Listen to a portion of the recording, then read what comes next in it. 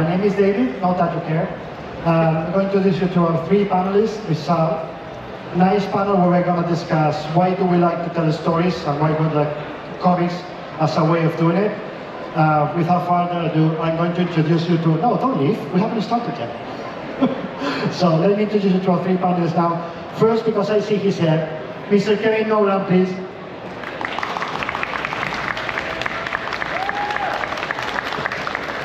You're getting a free poster for that. So come later to you're getting one. I'm serious. So next up, Mr. Yanick Paquette, please. You look more sexy with the head, sir. And finally, last but not least, Mr. Bermejo.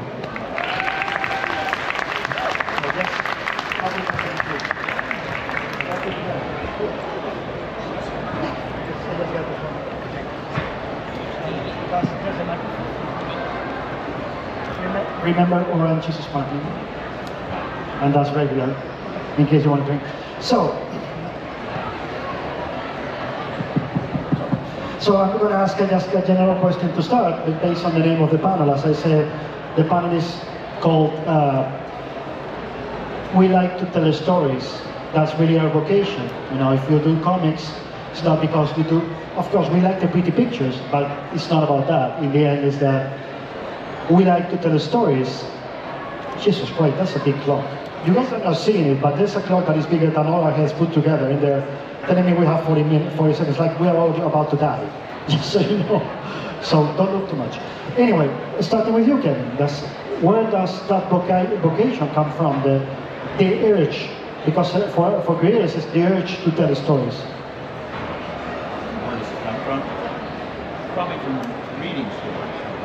From reading stories, and as a kid, reading comics and wanting to draw comics and tell a story, as opposed to individual drawing covers, etc. Hard to do. It's a lot of work. You got to have a wider range of skills to tell a story. My first the first time I did work in comics, it was a Marvel story, and I had very little experience. The script said, okay, two people are walking down the street. Doctor Strange and his girlfriend are walking down the street. And I was horrified. I've never drawn someone casually walking down. I've drawn superheroes punching each other, but you realize you gotta know how to do backgrounds.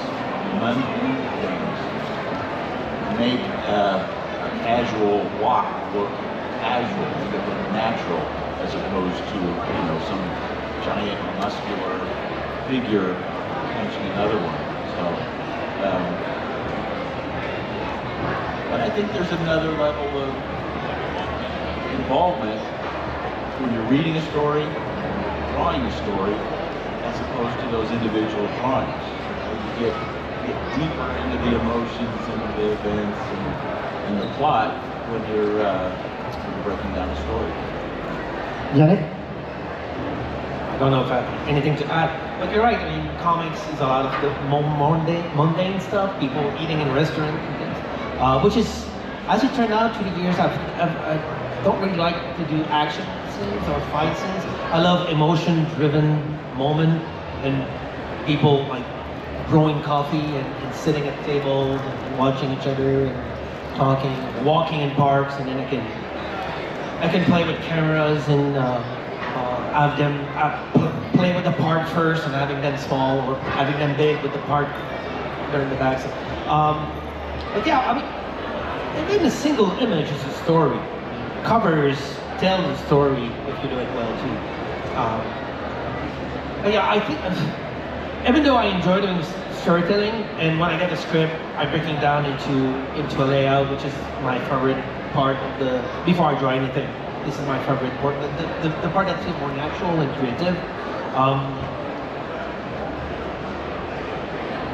But deep down, I kind of like to do one single illustration against to go against your Yeah, your premise there. No. Sometimes doing storytelling pages is the most annoying part of it because it's so much more work. Share the most fun. Yeah. So, but it's also the most rewarding in a way if you manage to convey that sequence of a story that makes sense and bring you in and convey emotion in complex information in an efficient and entertaining and compelling way. Then it's rewarding, but it's so much more work than just a nice cover or a nice illustration in a way. Oh, that brings me to another question. Which continues the same one what you said, but which I actually agree with, is that you tell the story in two ways. You can tell it by panels, like in the interiors of a comic, or you can tell them with a single image. What's the difference in the mental process when you're having to tell in one single frame or image compared to when you have a number of panels? Does it change in your mind? I remember when I was probably 10 or 12 or something like this when Arkham Asylum, the book Arkham Asylum came out. And up to that point, I had just been drawing single images of my favorite characters or copying comic book images that I liked, or Norman Rockwell paintings and stuff. I was doing that. And I really specifically remember having a moment reading Arkham Asylum. And there's this, I've read a lot of comics at that point, but I remember this specifically where there's a sequence in the book where Arkham comes back home.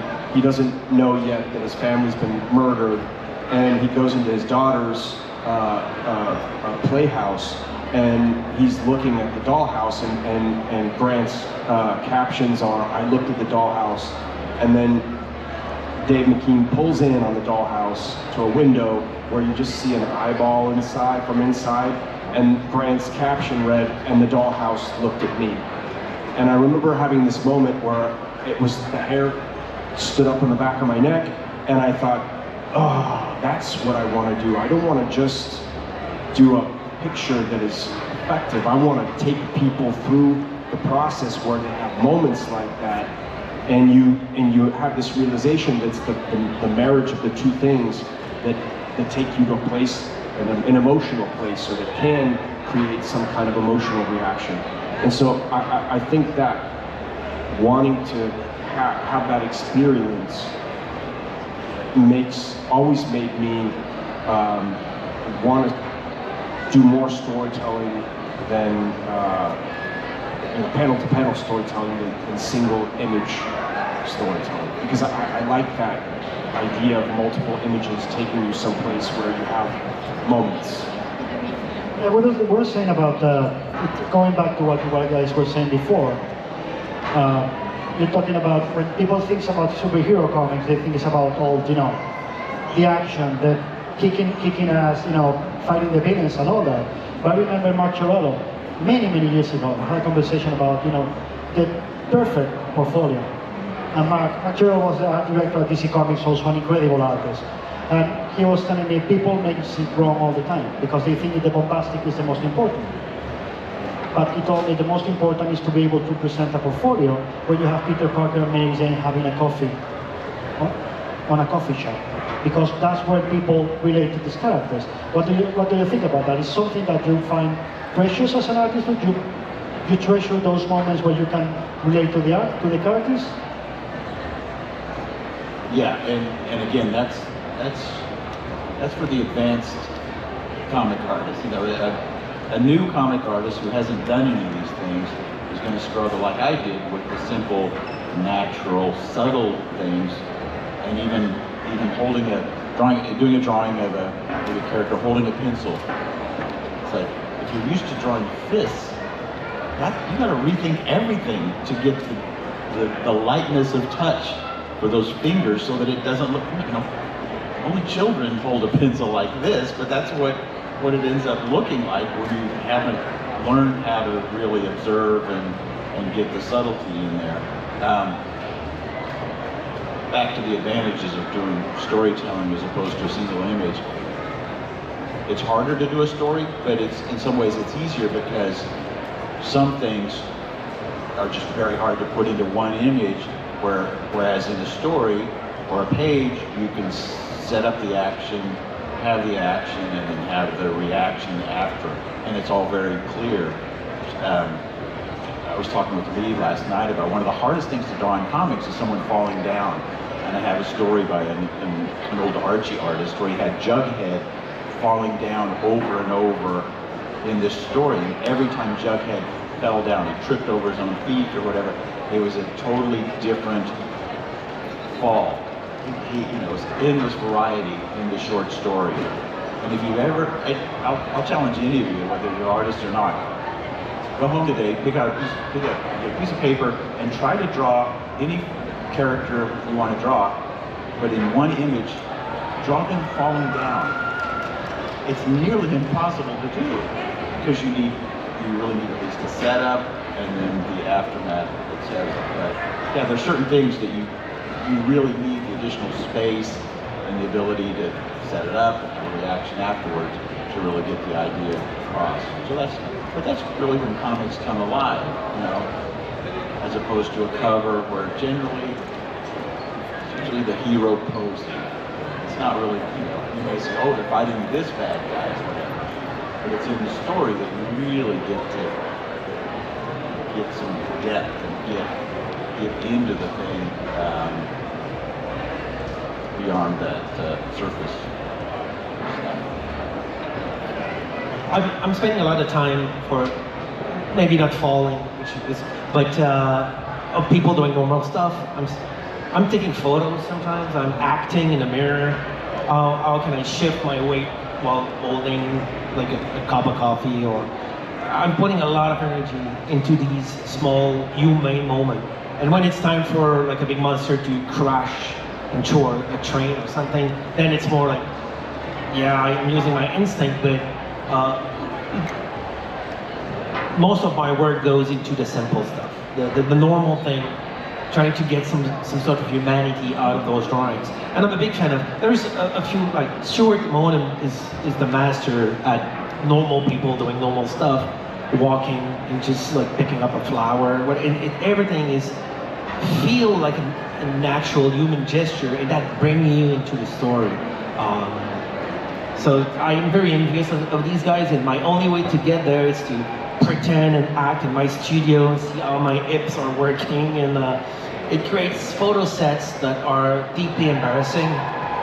And one day I might show some or publish a book of me pretending I'm Batman, drinking and doing normal stuff, not punching, just doing easy, normal things. Just to bring another aspect to the storytelling, I love structures. I love Baroque music with like fugues, and I love just the structures and complex layering of idea and storytelling. Very few people read music, it seems. I'm a kind of a mutant in it, which I read like scores. But reading a comic, it's kind of the same thing. It's a partnership between the reader and the artist, in which I give to you the power of the tempo, so you can read one panel and the next and the next and the next, or spend 10 minutes on one image, 10 minutes on the next panel. We both understand the speed of the action, but the tempo of consuming that information is left to us, to you, the reader. And it's the same thing with when you read music. Instead of listening to it, you can absorb a lot of information in a given moment, which is fleeting. So you can have an action that contains a caption, a visual, something in the background, maybe a dialogue, and all of this is strapped into like a single moment. But it's a counterpoint of all of these information that make this like a chord. I'm sorry for keeping the musical analogy, but it allows for a creator to pack so much information in a very efficient format of communication, which I only find in music, reading, and comics. In a movie, you're the victim. I mean, the music and the dialogue, you're passive. It's just being fed to you. In a book, you can read slowly, but then comics would give you all of these information, and plus you can also see the future as you open the. There's a scene in I'm sorry, there's a scene in Watchmen in which. Yeah, there's a scene in Watchmen in which there's a neon sign that flashes pink and close, pink, close. And the way they did it is that every panel is either pink or black, pink or black. But you see it as soon as you turn the page, you see like a checkerboard of pink stuff for the double package of 9-panel grid you're about to read. So you have a glimpse of the structure even though you haven't consumed the information yet. You're part of the process. Okay, this is the trick we're using. This is the world. This is the structure is already showing up, and then you can just consume the story. But this is again a weird partnership between the reader and the creation and the creators, which is not found in many other formats of art. I always call it it's free. I always say the comics are the closest thing to a time machine. Because that's the only art where you can manipulate time in many different ways. You know, as you were saying, a movie, you're there, you just go with it. A book, you can read back, but it's not the same thing. But exactly, but in comics, you can manipulate time. As like you said once, you know, every time you read Watchmen, it's like an onion, it has layers and layers and layers. Because you go back, you can only do that in comics. So my question is, how much do you like to use that time machine? In what way? Go back in time and read? Manipulate the time. Oh, how much do I like to use? See, even that I took very literally. Would I like to go back in time and change everything about my life? Yes, I absolutely would. Should we now get into a very philosophical discussion about regret and remorse? The time machine. I remember having a conversation with Howard Chaykin about this because he's very particular about how he structures pages in terms of panel size relates directly to time in his brain. And so obviously a smaller panel gets read much quicker, less information, takes up less space on the page, and so obviously you go through it quicker. And so he has this very specific structure to his pages. He uses long, kind of thin vertical panels for a specific reason. He's very thoughtful in terms of how he manipulates the reader and tries to kind of force them into the reading experience. And my argument to him has always been, I can appreciate the logic behind that, but you, the reader, have so much power that even a bully of a storyteller can't really control your reading experience. And so, there's people often get into these kind of other conversations about simplicity or detail, painted comics versus non-painted comics, or a painted comic you'll look at it slower. I don't know, I don't agree with it necessarily, because I can remember reading Judgment on Gotham, which is a painted comic, and I consumed it. I couldn't get through it fast enough. I was just so into the story at the time.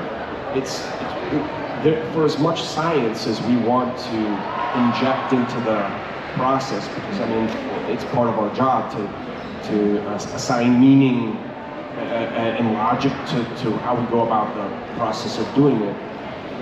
But at a certain point, it really is the reader that determines 100% how they want to consume it. And maybe as a reader will be so involved in something that relates just to themselves, to their own life experience. Maybe they'll see a dog, you've drawn a dog in a panel, and it will remind them of a dog they had at some point in time. And so they'll stop them in the act, because it's a very, comics are very static. And so as much as I like the idea of assigning kind of logic to the process, in the end, sometimes it feels like a bit futile, and it's more just in my own head a service to how I'm gonna organize and how I'm gonna use the architecture of the story, I guess. I don't know if that answers your question, but... I was going to just add one thing, because many times that question, I answered myself saying, you know, you get the writer, you get the artist, it's super separate people, then they create a third entity. But in the end, who controls the time machine? It's never the writer or the artist. I think the person who controls the time machine is the reader. And that's something that some creators don't really realize. But I'm wondering though, if in comics, if it isn't almost a collaboration between the reader and the artist. Because even more than movies, no, let me take it back. Less than movies, comics can control the pace. You know, if you're doing a scene, a guy walks across the room, you can spend 2 pages on that. You know, 12, 24 panels. You know, he's a little further, he picks up this. You know, you can slow that way down in comic. You do that in movies as well, but the longer I live, the more I see differences between cinema and comics. There's some overlap, it's obvious, but there's such different media that sometimes you can use technique from one and the other, but they're so different. But one of the things that's unique to comics is, I think it is a collaboration between the reader and the artist. You can keep the same camera angle in comics for an extended period of time, and the sense is time is slowing down. In the reader's head as he reads it, it's slower. If you're taking a cinematic approach, changing the camera angle, long shot, close shot, you can be speeding up the feeling of time moving. Ultimately though, it's in the hands of the reader, unlike cinema, because the reader can linger on that camera, or he can go back 2 pages and start over and really control the pacing in his own head as he reads it, more than a novel, more than cinema. But both the artist and the reader are making contributions to how fast or slow that's going. It goes to the modern art kind of aspect, where in modern art you offer something which require an addition from the viewer to interpret, to make sense. So every piece is like a partnership to decide for the meaning. And sometimes for the artist it might mean something different than for the people looking at it. But a good example of the difference of how much structure comic can accommodate compared to movie, I mean, to go back to Watchmen, which is one of those structural cathedral of comics, there's been a movie of it, but of course all of the juicy, like that scene where we're talking about the neon thing, or the piling of information per panel, or the fact that everything is like a constant 9-panel grid, but then suddenly there's a splash page which is so much more a bigger moment, like a soundtrack, like getting cranked to full volume. All of these elements you can do in comics. They don't really translate well in movie. What's left in the movie is the story, like the narrative, with what that character did, and so it's very linear.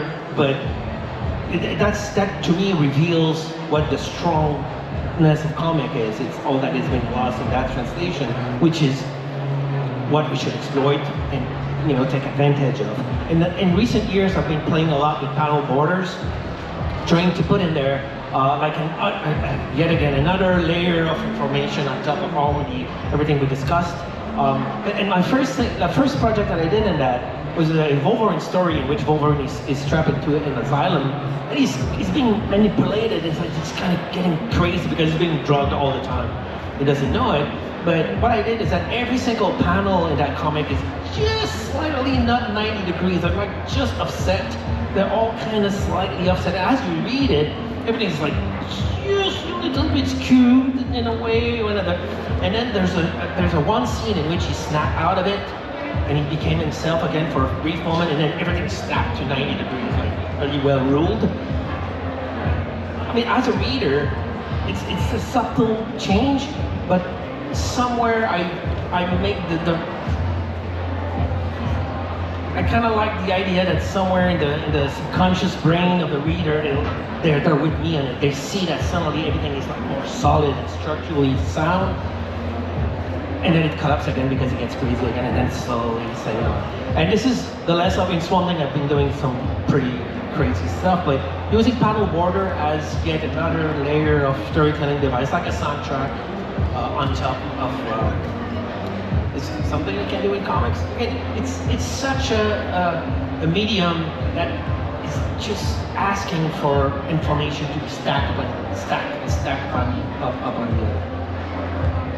So, for you, we're talking about panel borders. As you can see, it's off the cuff. It's whatever they say brings me to the next question. So, the next thing we talk about panel borders, the next thing we talk is about the famous Scott McCloud phrase. Comics is what happens between the panels. Gutters, yeah. What? Between the gutters. Between the gutters. How can we explain that to a non-comic reader? What does it need from an artist's point of view to create that jump so your mind can feel it between one panel and the next? You're gonna ask me now.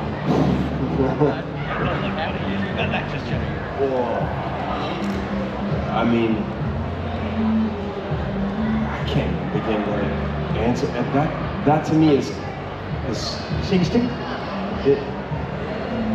I think in my case it is, and but I also think that comics is so much of a language that when you grow up reading comics, it's like you learn that language and it becomes so calcified in your mind that you don't think about the grammar as much at a certain point. You're just understanding the language. And so, when I'm constructing a page, I think it's really just instinctual what you decide not to show versus what you show. And then every scene, some books require a lot more kind of small moments, and it does change from time to time.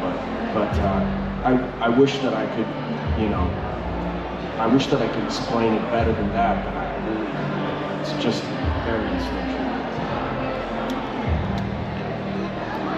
If you've ever heard the famous Billy Wilder line, I think he got it from Ernst Lubitsch, his director hero. He said, if you give the audience 2 plus 2 and let them make that into 4, they'll love you forever.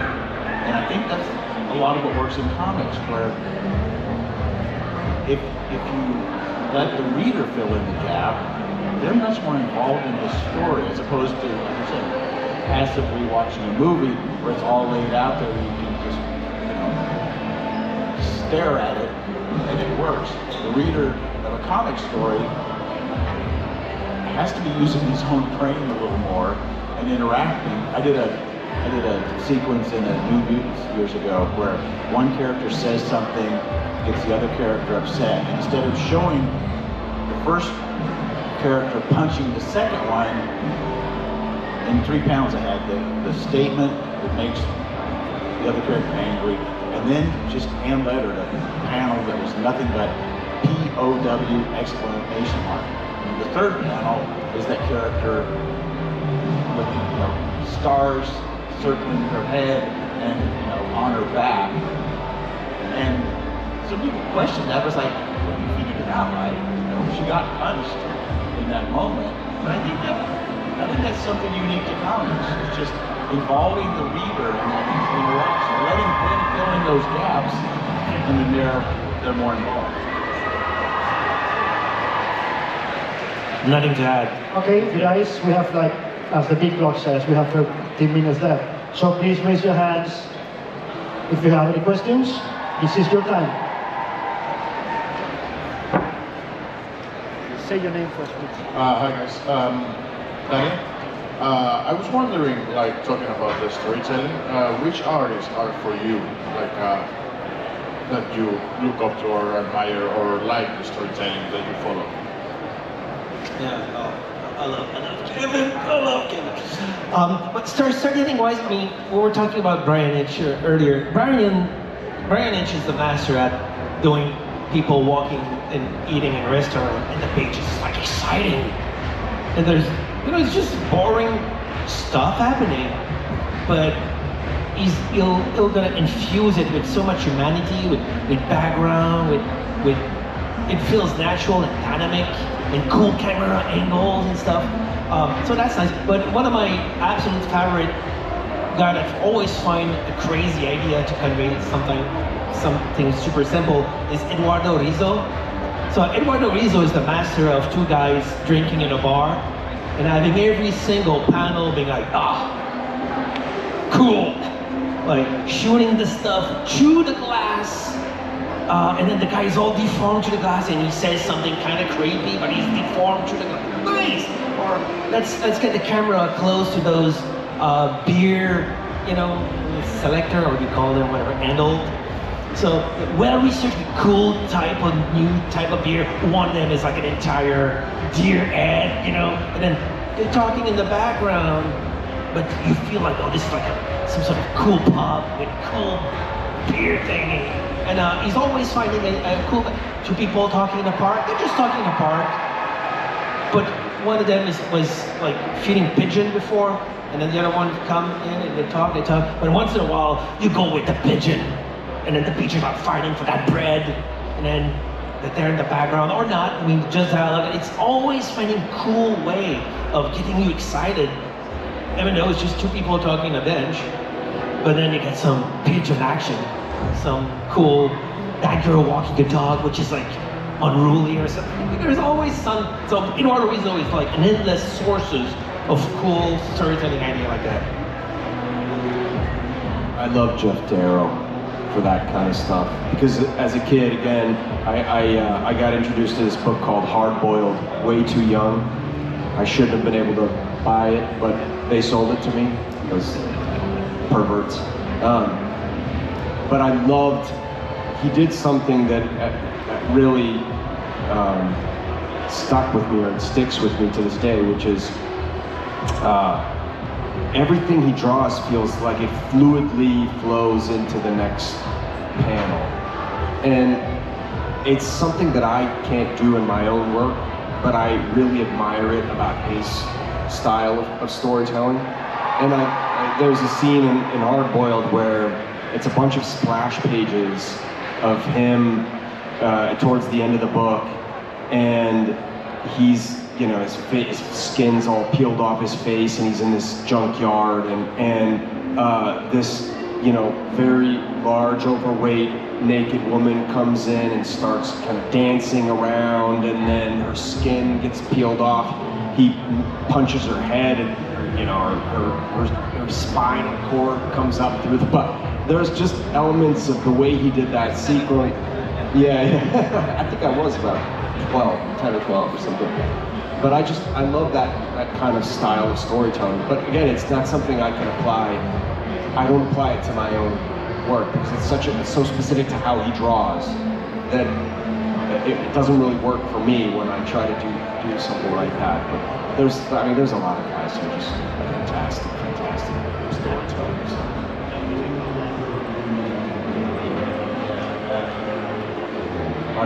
It'd be a long list for me of my favorite storytellers. Neil Adams, you know, for all the fuss about his rendering and the realism and stuff like that, I think he was a very, very talented storyteller because he could put you right in that moment. Sometimes with very borderline confusing layouts like he did on X-Men, but you know, then you do a Batman story that was aimed at a younger audience, and the storytelling couldn't be more clear. And generally, that's my go-to. I don't feel like if I draw a story and the reader gets a few pages into it and then puts it aside because they're just not getting pulled into the story, then I've totally failed. That's like job number one. Barry Smith on Conan back in the 70s, he did, you know, one of his last Conan things was Red Nails. And my goodness, that story starts out so slowly, but but his artwork just pulls you in. A woman gets off a horse, she waters the horse, she goes up a little cliff, a little rise in the landscape to get a better view of where she is. And you're about 3 or 4 pages into it, and nothing has happened. But I've never seen a better example of artwork.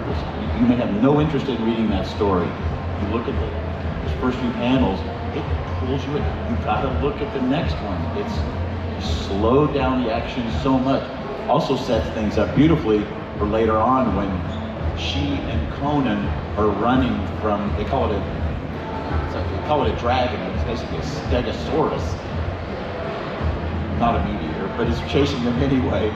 And the action is huge, you know, his Jack Kirby instinct come out, and it's in your face, but the contrast between the slow, gentle movement of those first few panels and then this just explosion of action makes the explosion so much bigger. Because it's like you're in a quiet room and then you hear a loud noise because it was quiet at the beginning, and then the explosion just seems so much louder. I just want to add to the list Alex Stott, which when I discovered him, and Alex is almost the opposite of Jack Darrow in terms of what he's going to give you in terms of detail, but he does very little, but everything is like perfect, and everything is super efficient. And he's, again, in a way like Eduardo Rizzo, he will always find a cool angle, a good way to give you like something exciting to look at. But it's really the simplicity and everything is like crystal clear and simple. I mean, he'll do like very complex. I remember a story which is like a battle of warplanes, like the chase, like that's hard to draw because you don't have the reference. Really, it's like two planes fighting, chasing each other. It's like you don't have any like background reference. But yeah, Alex Stott would manage to tell these stories in a crystal clear and interesting fashion. Jaime Hernández and José Luis García López. Jaime Hernández and José Luis García López. I think those are the two we didn't mention, but yeah, García López, obviously. But the list is like crazy long. Okay, next one. Raise your hand. Thank you. They say that when you work with anything to do with art, you always have to keep evolving. So what do you do now that you're so established to keep getting better at what you do? Great question. That's a great question. That's a really good question. Yeah, thank you. So I just did a project specifically to push that very hard. I have a real allergy to that kind of stuff. I've been very afraid of that my whole career, staying in one place and not kind of pushing things. So I did a project where I had to, it's a time travel story, and anytime the characters travel through time, I change art style to accommodate the new time period. And I did that just to try to give myself some injections of a challenge and hopefully discovery, and hopefully, you know, find something that I can apply to later work that keeps it from feeling, you know, static. But yeah, that was a great question, because it's a killer, you know. Yeah, well, amazing. I've been doing comics for 30 years, but every single project that I get on the first page, I don't know what to draw. I'm panic, I'm super insecure, so I don't get like I know how to do it, I can like just do as usual and be static in my evolution.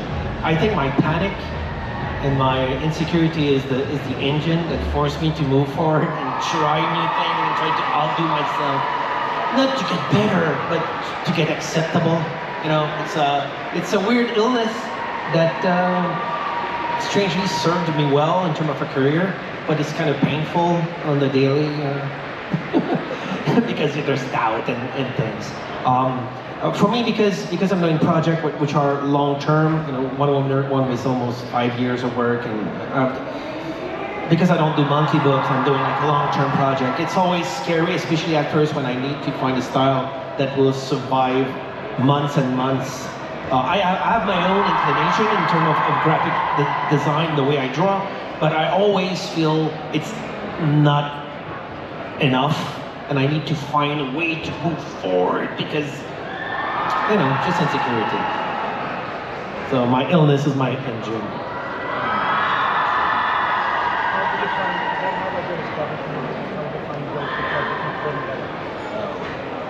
Yeah, that's easy because I look back on nearly everything I did as, if not a failure, I feel like I could have done better. So each time I pick up a pencil, I think, okay, let's build on what I tried to do before, and let's go that next step and fix the things that didn't work last time. And there's always room for improvement. So. One last question. 1:45. Yes, go fast. A quick question? No? Okay. Is the Francophone comics, do they somehow also influence you, or is this a completely different world? We didn't get it. The comics from Europe, the French ones, the Belgian ones, are they somehow influencing you as well, or is this a different world for you? Oh yeah, I'm French Canadian, so I've grown up reading Moebius and Tintin and Asterix and Gottlieb. So I was heading toward that until I discovered that it was very hard to get into that market, and the American market was doing so well in the mid-90s. That's how I ended up. But I love European comic because I have the time to do stuff properly. You want to do Venice? Just travel to Venice, live there for a week. Draw the candle. But if you work on X-Men 140 and you need to do Venice this month, just put water in the street, you know, fake your way. And I always felt that was a cop-out. But yeah, the luxury of doing literature instead of just magazines that will disappear in a month, it's quite obviously the European comics heyday is superior in that account. Yeah, I love them.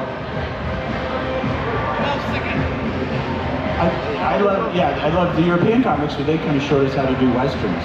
With Gerard, Moebius, before he became Moebius, doing Lieutenant Blueberry, and it was like the spaghetti westerns that showed Americans the proper way to really do a western, even though it was our genre originally.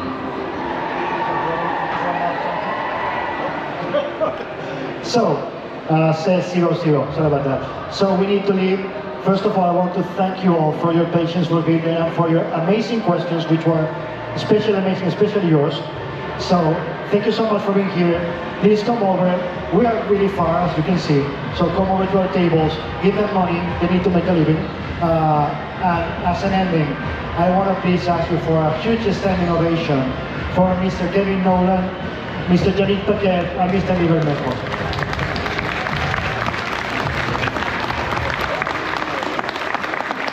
Thank you so much.